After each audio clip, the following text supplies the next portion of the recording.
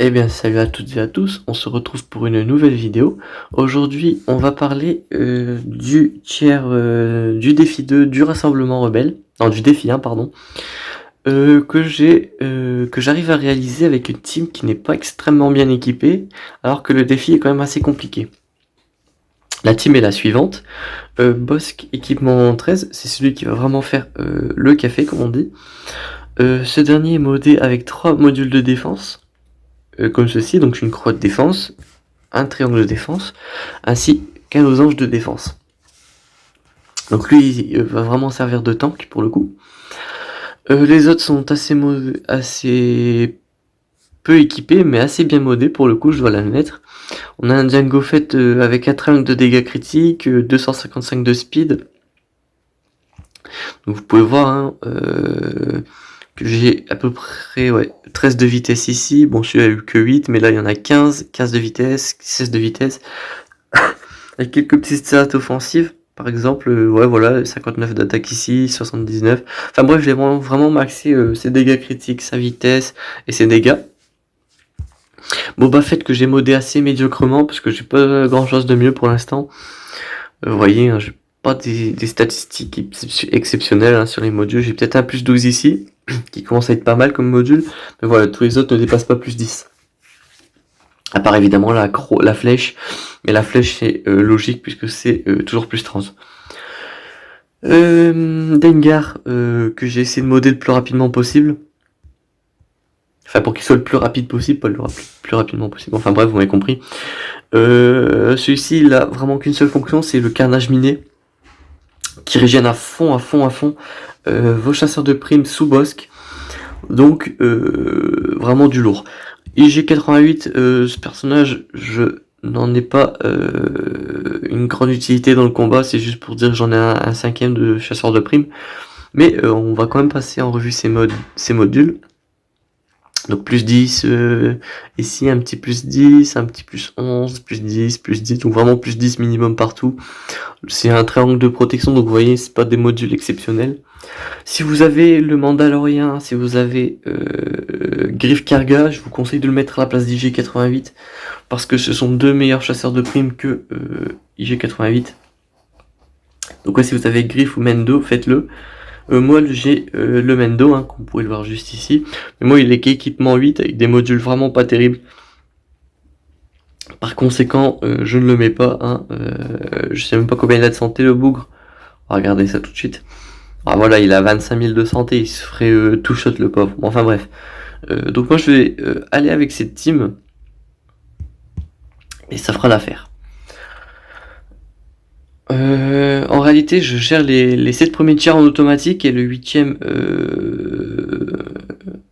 en manuel.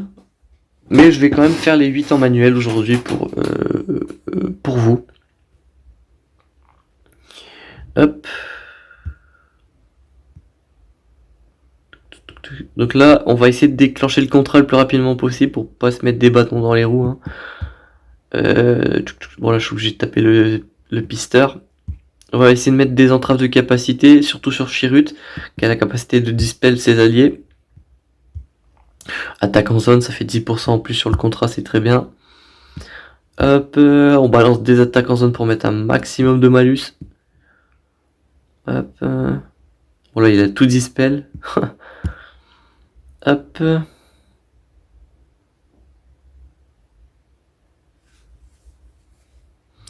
Hop, on remet la raillerie pour donner un bonus d'attaque aux alliés. Hop. Bon, la première vague, c'est vraiment la vague la plus longue, hein, soyons honnêtes. Vraiment horrible pour le coup. Hop. Donc là, on va faire ça. Et donc, vous allez devoir déclencher multiples désintégrations quand vous êtes sur le point d'achever un adversaire. Parce que quand vous achevez un adversaire en ayant utilisé cette capacité sur un personnage, ben vous allez voir que j'ai gagné un effet. En gros, ce bonus obtient un bonus d'attaque. Et en gros, plus vous tuez d'ennemis, plus ce bonus d'attaque est conséquent. Par conséquent, pendant les 7 premières vagues, vous allez chercher à stacker le plus de ces stacks d'attaque possible pour vous faciliter le combat. Donc plus vous allez avancer dans les combats, plus vous allez gérer facilement avec ces bonus d'attaque sur vos personnages. Moi je le fais en automatique le combat de la plupart du temps, donc moi je me fais pas trop chier on va dire sur ce qui est de la réalisation de ces stacks, mais si vous ne gérez pas en automatique, et ça peut être une bonne alternative que de farmer les stacks facilement, surtout que les récompenses de l'événement sont assez intéressantes pour le coup, donc se donner de la peine ça vaut le coup. C'est pas comme le niveau juste avant le défi 1 où vous avez que 2 oméga, à des moments je le fais pas parce que vraiment j'ai un peu la flemme pour le coup. Hop, donc là on va essayer de mettre une requête sur Chirrut, parfait, on l'a one shot, et on a augmenté notre stack comme prévu. Hop, on met mal le petit body rook. Là je fais ça juste pour... je me suis fail en fait, ça a été dispel, bon c'est pas grave. Hop, on peut essayer de mettre des entraves de capacité, ça coûte rien. Hop, on affaiblit facilement le pisteur, parfait. On remet sa jauge de tour à 0 puisqu'il la faut pas, parfait. On va essayer de lui mettre une roquette pour l'achever, nickel. Des belles roquettes à 78 000. Alors vous avez vu que le Boba Fett n'est pas très bien modé, même si équipement 12 pour le coup. Hop, on augmente, on réduit la santé de Base Malbus. Hop, voilà le pisteur, il tank, est pas ouf. Enfin, il a la raillerie, je veux dire. Je vais achever Base Malbus avec une roquette, nickel. Hop, petite immunité aux soins, c'est très bien. Hop là.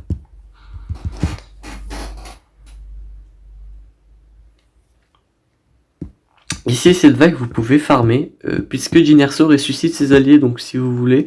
Il faut savoir aussi que les pisteurs de Scarif, s'ils ont un effet positif au moment où ils meurent, eh bien ces derniers ressuscitent. Donc vous pouvez farmer vos stacks ici si vous avez la patience et le temps.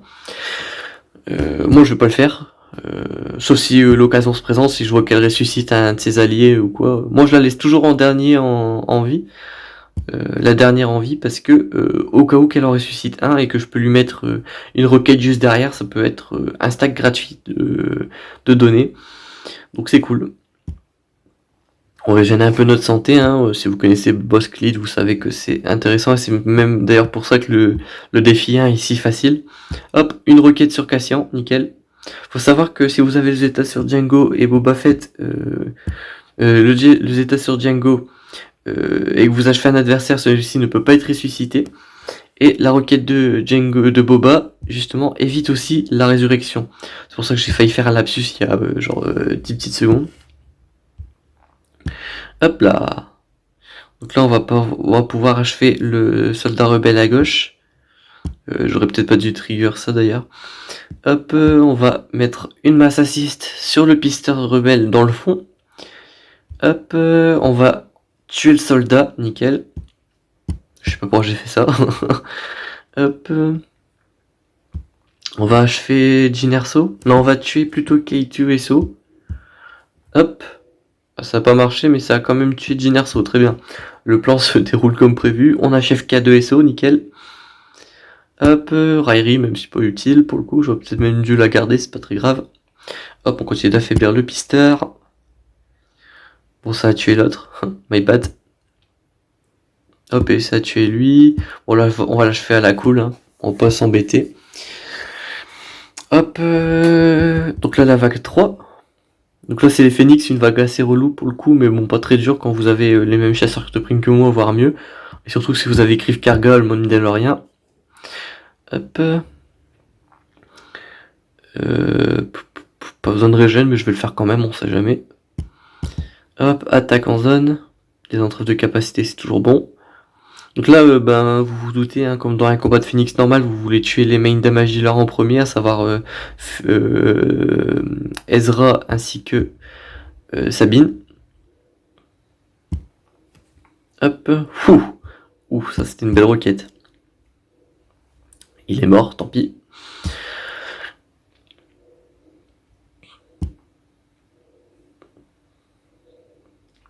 Et surtout, ne vous frustrez pas à essayer de forcément stacker des tac d'attaque. C'est pas décisif, hein, donc si vous en ratez un, bon, c'est pas la fin du monde, hein. Moi, si arrive à en avoir quelques-uns, c'est très bien. Si j'arrive pas à en avoir, bah tant pis. Hop, là j'en ai un de plus, mais bon, vous voyez, hein, là on ressent pas une grosse différence, quoi, c'est ce que je veux dire. Hop, la raillerie, pourquoi pas, faisons-nous plaisir. Mais vous voyez que je passe au travers sans trop de soucis, mes personnages n'ont pas encore été une seule fois en danger. Sauf si je commence à frapper des ennemis avec la rétribution, ça peut très vite tourner au vinaigre, mais bon, là c'est Chopper, donc ça va. Hop, hop, hop. Là on va frapper lui, hop. On va mettre une basique. Là, vous voyez, le Boba Fett, il peut ignorer la raillerie, donc je peux aller mettre la roquette sur Chopper, l'empêcher de régène, etc. Donc très bien. Hop, on va essayer de mettre une immunité aux soins sur Kanan, et c'est ce que j'ai fait, c'est parfait. Hop. Hop. Quel... Est-ce qu'on pourrait pas l'achever? Bien sûr que si. Hop. Bon là, c'est très simple, hein. On n'a plus que Garazeb à tomber, donc on va le tomber. Ça semble logique. On réduit sa santé maximale grâce à la brûlure de Jango Fett, nickel.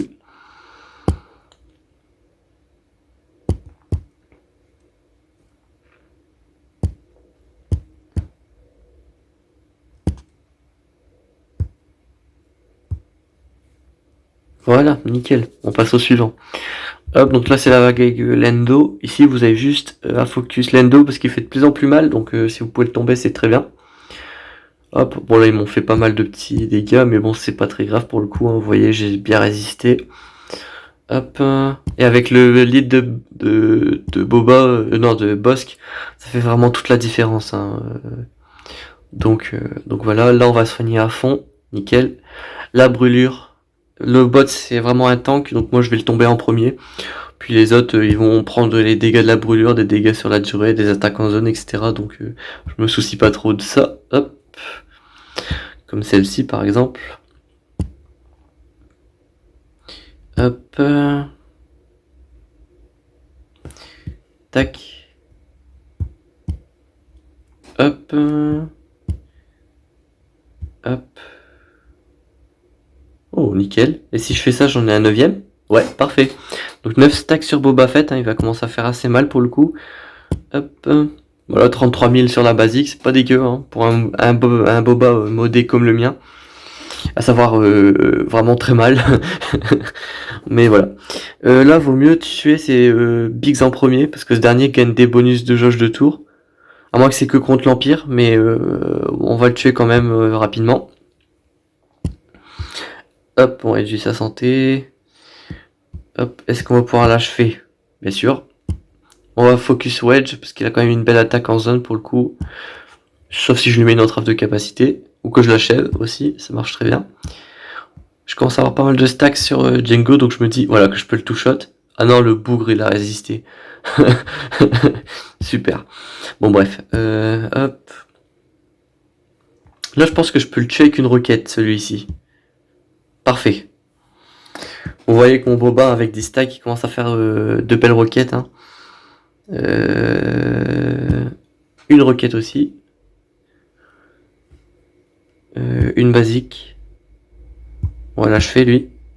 Hop. On va essayer de me booster Dengar, mais ça n'a pas été vraiment un franc succès. On va mettre une brûlure pour en tuer au moins un. Nickel. Hop. Est-ce qu'on pourrait pas achever? Bien sûr. Donc là, j'ai gagné encore un stack sur Django et sur IG88. Parfait. Hop. Hop. Bon, là, on va tuer Akbar, hein. C'est vraiment par dépit, parce que bon, les autres sont pas une très grande menace. J'aurais peut-être dû taper un ennemi avec un malus, parce que quand un ennemi a un malus, vous pouvez le frapper 2 fois si vous avez l'oméga sur la basique. Bon, on va mettre double basique, hein. Oh putain, ouais, les basiques ils commencent à faire extrêmement mal, ça fait plaisir à voir. Hop. Hop. Est-ce qu'on pourrait pas l'achever avec une petite basique? Non, pas encore. Je pense que je vais pouvoir l'achever avec la brûlure. Nickel.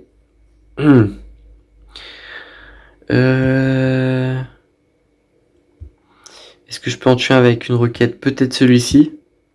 Ah, c'est génial. J'adore. Hop. Hop, une basique pour essayer d'invoquer un chasseur de primes, mais ça n'a pas très bien fonctionné. Hop, on va réduire sa santé à lui. Basique. Ah, les basiques, elles font vraiment mal, hein. Ça fait plaisir pour le coup. Hop, une basique. Ah, ça l'a tué, c'est dommage. Hop, on va l'achever lui. Nickel. Hop, une basique, et ça l'a tué, nickel. Donc là, j'ai vraiment genre 12 tags sur Boba Fett, hein. C'est vraiment énorme. Hop. Hop, Raillerie sur Bossk, nickel. Hop. Tac, tac. Hop, entrave de capacité, c'est nickel. Hop. Bon, voilà, je l'ai un peu atomisé. Donc avec Jango Fett, est-ce qu'on pourrait pas se tuer Han Solo avec la roquette? Bien sûr que si. Hop là. Du coup, ouais, pour ce qui est des états, je vous conseille celui sur Jango Fett et celui sur Bossk. Qui sont... celui de Bossk, déjà, il est primordial. Ça, vous pouvez pas faire sans, je pense. La régène sur son lead est trop intéressante, à mon avis, pour s'en passer. Celle sur Jango Fett, je vous conseille pour éviter que les adversaires ressuscitent en boucle. Je pense surtout aux pisteurs de Scarif et à certains autres ennemis qui peuvent ressusciter, comme les alliés de Jyn Erso si elle décide de les ressusciter. Donc voilà. Ça peut être deux états intéressants. Celui sur Boba Fett, sur l'exécution, je le faisais sans. Donc pas très intéressant de l'avoir. Bah si, c'est intéressant bien sûr, mais je veux dire, on peut s'en passer. C'est juste qu'il faut bien gérer aussi les multi-désintégrations pour le coup. Hop, roquette, yoink, parfait. Donc là on est au tier 8, donc là à ce moment là il faut juste que votre boss qu'il ait la raillerie pour tanker la grosse attaque de Leia. Et c'est tout. Voilà. Maintenant vous avez gagné, vous avez juste à achever vos adversaires. Et c'est ce qu'on va faire, hein, bien sûr. Hop, donc on régène un petit peu parce que Dengar il est assez dans le mal pour le coup. Hop là. Une attaque en zone pourrait infliger les entraves de capacité. Bon, vous voyez qu'avec les bonus d'attaque, je passe au travers sans souci, hein, je les démonte. Hop. On tue Ahsoka Fulcrum qui fait quelques dégâts. Et maintenant, c'est plus qu'une question de les achever. Hop, on va mettre une petite roquette sur lui en se mettant d'abord ça. Parce que vous gagnez quand même un bonus de pénétration de défense. Donc autant vous dire que la roquette va faire de beaux dégâts. On va regarder ça en x1. Hop, 106 000. Parfait, nickel. Hop. On va tuer le pisteur de Scarif pour éviter qu'il prenne la raillerie et qu'il soit gênant. On va soigner un petit peu pour la forme. Hop. Hop, entrave de capacité pour éviter qu'il fasse un truc relou. Une petite roquette sur le R2 et on l'achève, nickel.